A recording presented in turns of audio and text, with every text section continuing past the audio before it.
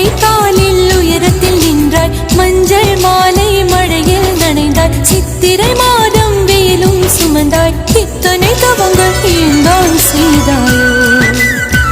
தேன் சிதறும் மன்மத மலரே இன்றே சொல்வாயோ?